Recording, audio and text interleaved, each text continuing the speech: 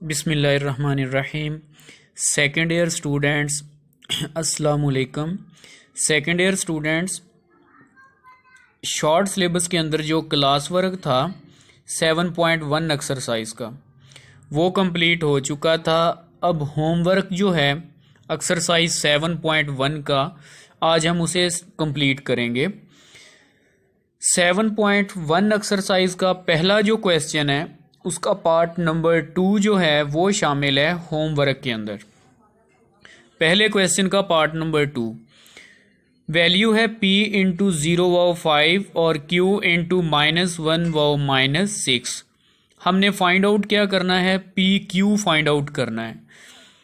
P Q लिखेंगे is equal to position vector of q minus position vector of p। ठीक है, उसके बाद पोजीशन वेक्टर ऑफ q हमारे पास क्या है, -1/-6 minus into position vector of p क्या है हमारे पास 0/5।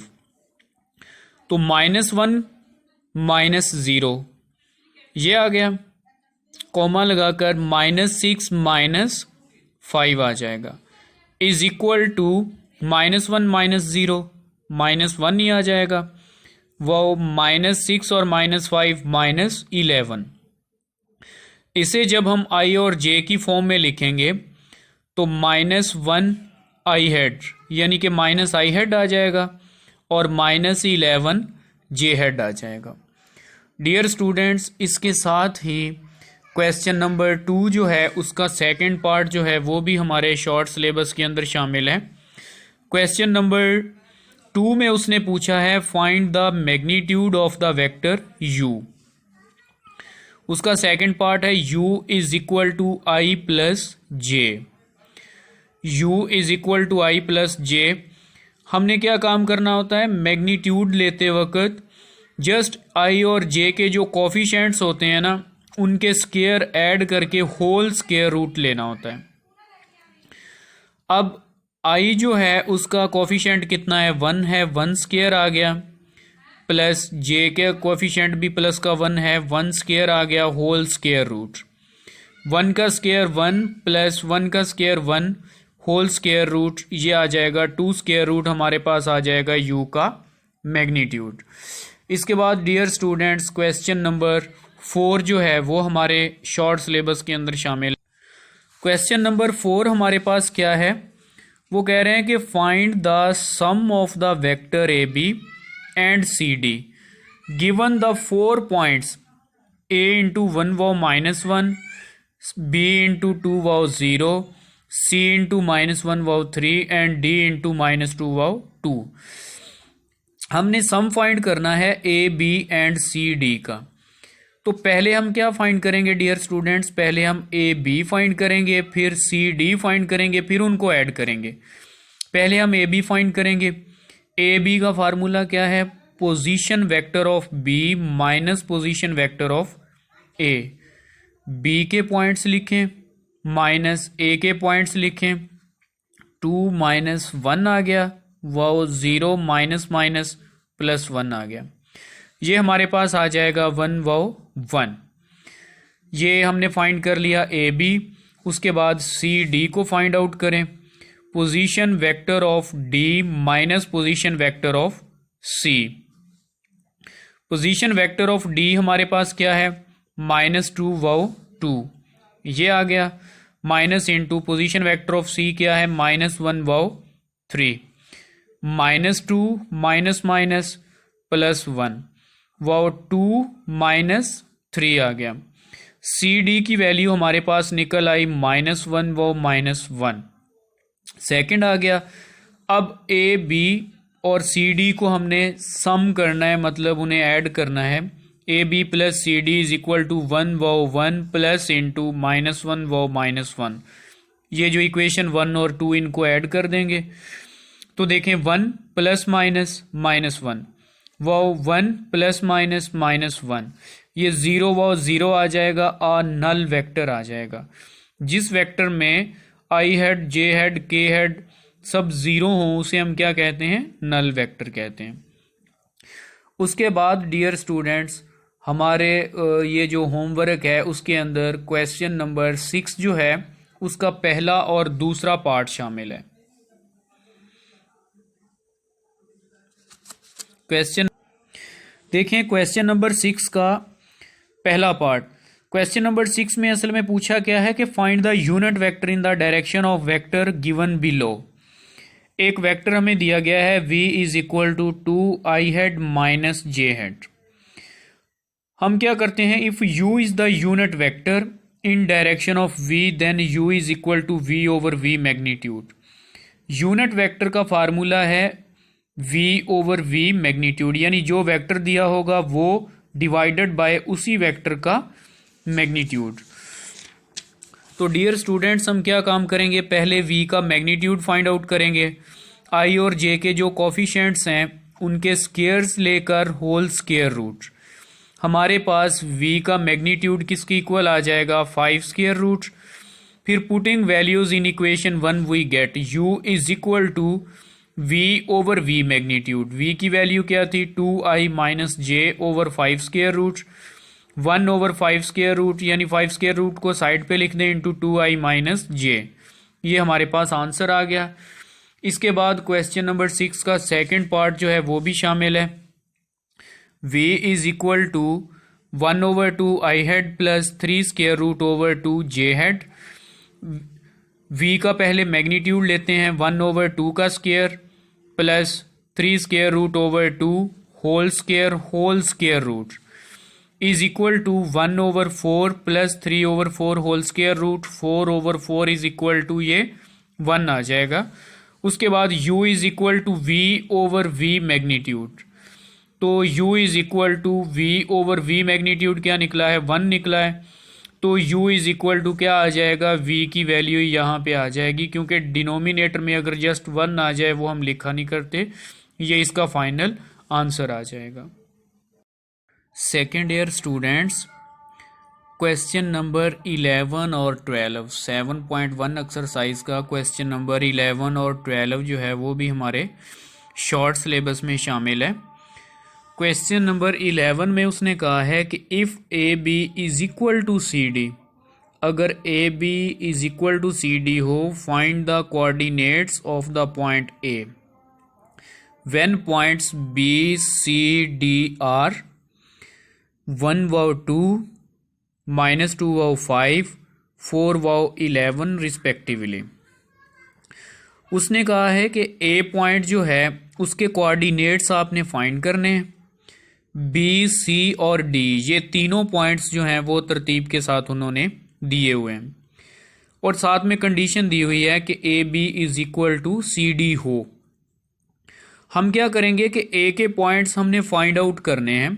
ए के पॉइंट्स हमें मालूम नहीं है, तो हम इस तरह करते हैं कि ए के पॉइंट्स को लेट कर लेते हैं कि वो है एक्स वाव वाई। ए के पॉइंट्स हैं एक्स और y. A B is equal to C d, ये कंडीशन जो दी हुई है। ए बी को ओपन करें, position vector of B minus position vector of a. ये साइन जो मार्कर के साथ लगे हुए हैं, आपने ये सही साइन है, आपने इनको कंसीडर करना है। ये पहले ब्रैकेट्स मिस्टेक्स थी वो मैंने सेट की हैं।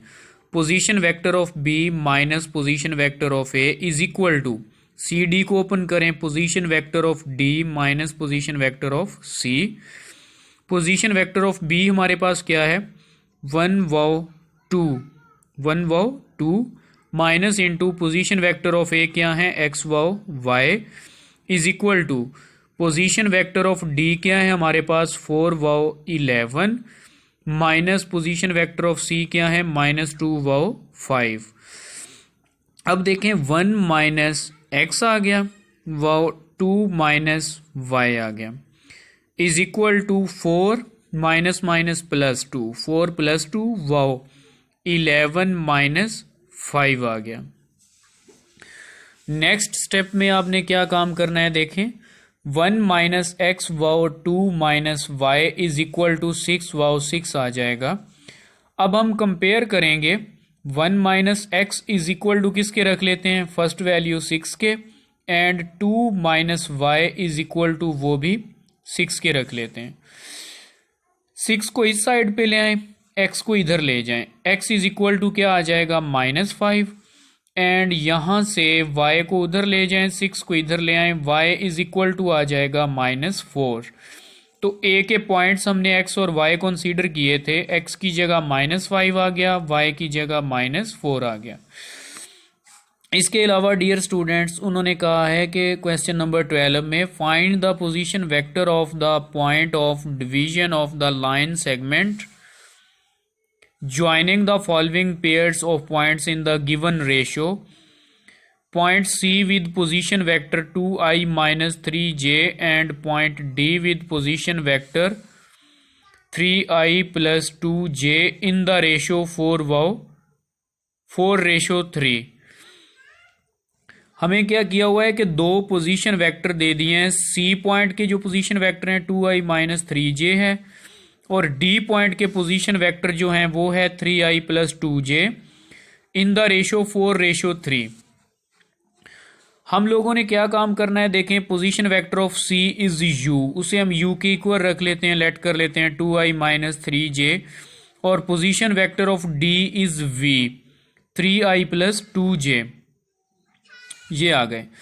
अब नेक्स्ट फार्मूला हमने लगाना है कि C इंटू यू और D इंटू वी, ये आ गया P ऑफ R, हमने फाइंड आउट करना है। रेशो है 4:3। आप लोगों ने क्या काम करना है, 4:3 लिखा हुआ है। C और D के दरमियान में हमने मेन चीज़ ये है कि C और D जो है उनके दरमियान में हमने कोई पॉइंट फाइंड आउट करना है। ये P ऑफ R, ये पॉइंट हमने फाइंड आउट करना है, और ये जो पॉइंट है वो C पॉइंट से कितने फासले पर है, 4 डिस्टेंस पे है, और D पॉइंट से कितने फासले पर है, 3 के डिस्टेंस पे। तो ये तकरीबन किसके ज़्यादा करीब आएगा, D के ज़्यादा करीब बनेगा, क्योंकि C से वो फॉर एग्जांपल 4 सेंटीमीटर के फासले पर है और D से वो 3 सेंटीमीटर के फासले पर है। अब हमने क्या काम करना है, वो P पॉइंट हमने फाइंड आउट करना है। R इज इक्वल टू, ये P इंटू R जो है, R is equal to 3 into u, यानी क्रॉस मल्टीप्लाई कर दें, 3 को मल्टीप्लाई कर दें किस पॉइंट्स के साथ, U के पॉइंट्स के साथ, और 4 को मल्टीप्लाई कर दें V के पॉइंट्स के साथ, ओवर दोनों रेशोज को ऐड कर दें।